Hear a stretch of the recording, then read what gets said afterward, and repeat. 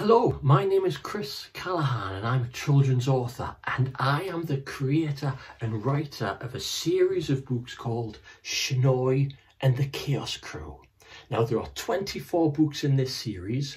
7 of these books have been written by a wonderful writer called Zoe Clark, and they have all been illustrated by a fantastic illustrator called Amit Tial. We've been very lucky to have Amit draw all this craziness that we have created.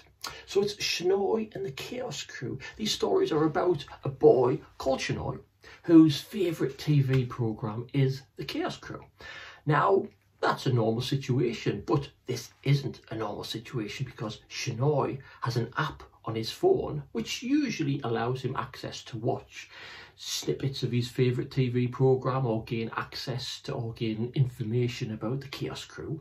But his app has a glitch, and when he presses this button, he doesn't just get some information about the Chaos Crew turn up in his house or turn up in his school. They turn up wherever he is, and all kinds of mayhem happen as a result. Because this glitch in the app, it creates a kind of a link between Shinoy's world and the Chaos Crew's world.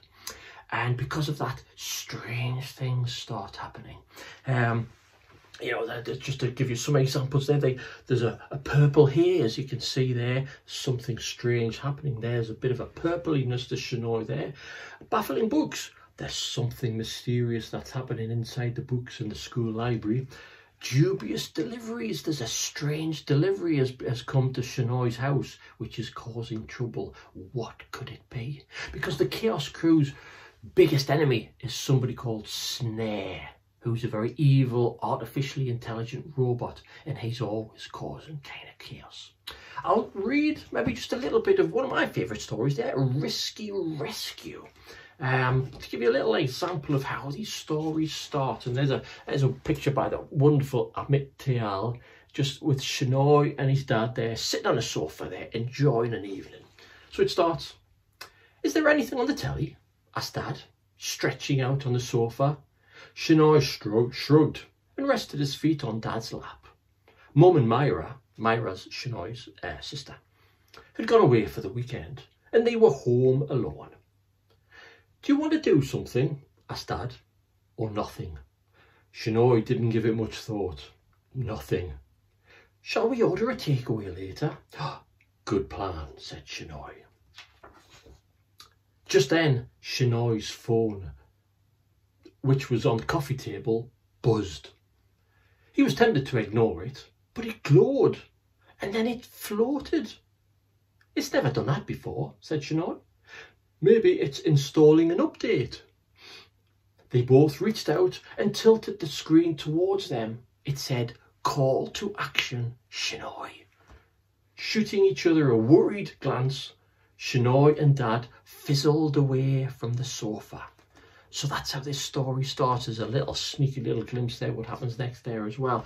They fizzle away from the sofa, because most of the time the Chaos Crew come into Shinoy's world, but just occasionally maybe Shinoy might end up in their world.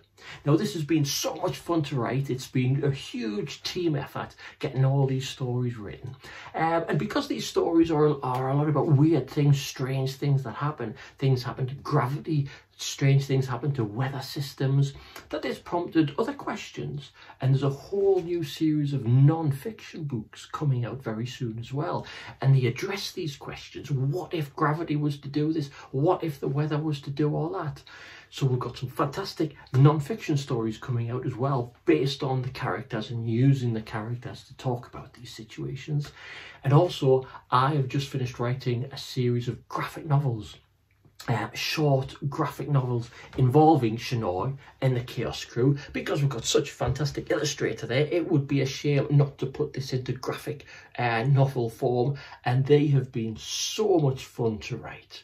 So I am very much looking forward to to sharing these with the world, because we are hoping that these are the kind of stories which will get especially those young people who don't normally read stories, because I was one of those children myself. I wasn't much of a reader when I was younger, so I've written these stories very much in mind for people who maybe need a reason to turn a page. I've tried to make them so strange and so wacky that you're always wondering what happens next, and I want our readers to keep turning those pages. So I'm hoping that they will fall into the hands of lots of people, and all those readers will keep turning those pages.